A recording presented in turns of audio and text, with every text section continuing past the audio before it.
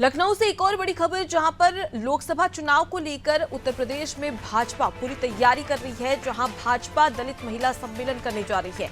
आपको बता दें कि इसी महीने दलित महिला सम्मेलन होगा, जहां क्षेत्रीय और विधानसभा स्तर पर यह सम्मेलन आयोजित होगा। 5 और 6 अक्टूबर को भाजपा में बैठक भी होने वाली है। सीधे रुक करेंगे, अनूप लगातार हमारे साथ में जुड़े हुए। अनूप, भाजपा अब दलित वर्गों को साधने के लिए दलित महिला सम्मेलन करने जा रही है। कितना फायदा 2024 के चुनाव में हो सकता है बीजेपी को?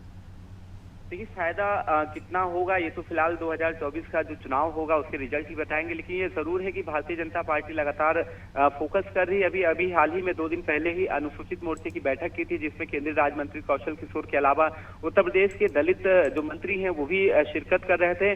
और भारतीय जनता पार्टी का मानना है कि जितना उसकी सरकार में, डबल इंजन की सरकार में, यानी केंद्र और यूपी की सरकार, भारतीय जनता पार्टी की सरकार ने जितना दलितों के लिए किया है उतना किसी अन्य सरकार ने नहीं किया है।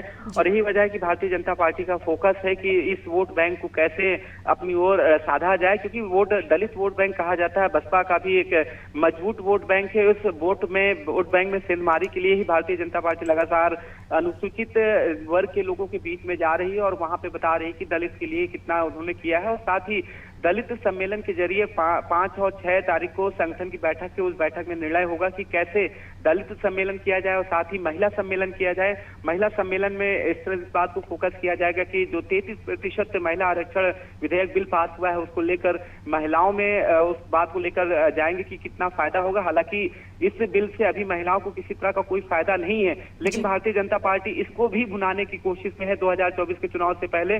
और भारतीय जनता पार्टी ने लक्ष्य रखा है उत्तर प्रदेश में कि उत्तर प्रदेश की 80 का 80 लोकसभा सीटें जीतने का। ऐसे में भारतीय जनता पार्टी ने दलितों के बीच में और महिलाओं के बीच में पैठ बनाने के लिए वो 33% आरक्षण के मुद्दे को भी भुनाने की कोशिश करेगी। साथ ही महिलाओं और दलितों के लिए जितना भी कार्य किया है, जैसा कि भारतीय जनता पार्टी का दावा है कि दलितों के लिए विकास से जुड़ी तमाम तरह की योजनाएं लेके आए हैं। भारतीय जनता पार्टी का दावा है दलित उत्पीड़न पर रोक लगी है।